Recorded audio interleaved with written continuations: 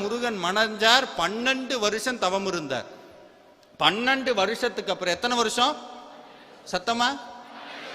ஆனா நம்ம என்ன பண்றோம் கோயிலுக்கு? சார் இப்பதான் 48 நாள் வேல்மாறல் படிச்சேன், ஒன்றும் நடக்கலை சார். உங்க வீடியோ எல்லாம் பார்த்து படிச்சோம், ஒன்றும். சாமி காட்சி கொடுத்த அருணகிரிநாதரே 12 வருஷம் இருந்தார். நம்ம நேத்து கோயிலுக்கு போயிட்டு இன்னைக்கு சொல்லுவோம் அதெல்லாம் சும்மா சார், ஒன்றும் நடக்கலை, ஏன்னா நம்ம ஃபிக்ஸ் பண்ணி வச்சுட்டோம் அப்படின்னு.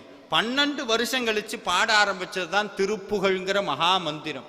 முருகப்பெருமான் அடியெடுத்து கொடுத்தார், முத்துன்னு பாடினார். திருப்புகழ் செப்புன்னு வயலூர்ல சொன்னார். முருகனே அடியெடுத்து கொடுத்து, முருகனே பாடி, முருகனே முழு பெயரும் வைத்த பாடிய மகாமந்திரம் தான் இந்த திருப்புகழ்.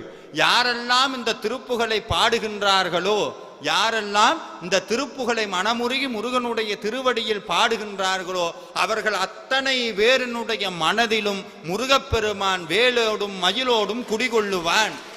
மனதிலே முருகப்பெருமான் தங்குவான். இந்த மனதில் தங்கி அடுத்த நிமிஷம் என்ன ஆகும்னா, நம்மளை இது நாள் வரைக்கும் வதத்திட்டு இருந்த ஆசை போயிடும். வீடு வாங்கலாமா, முருகன் உத்தரவு கொடுத்தா வாங்குவோம், வேண்டாம்ட்டார்னா விட்டுருவோம். கல்யாணம் முருகன் உத்தரவு கொடுத்தா பண்ணுவோம், இல்லைன்னா விட்டுருவோம். குழந்தை முருகன் நினைச்சா கொடுக்கட்டும், இல்லைன்னா பரவாயில்ல.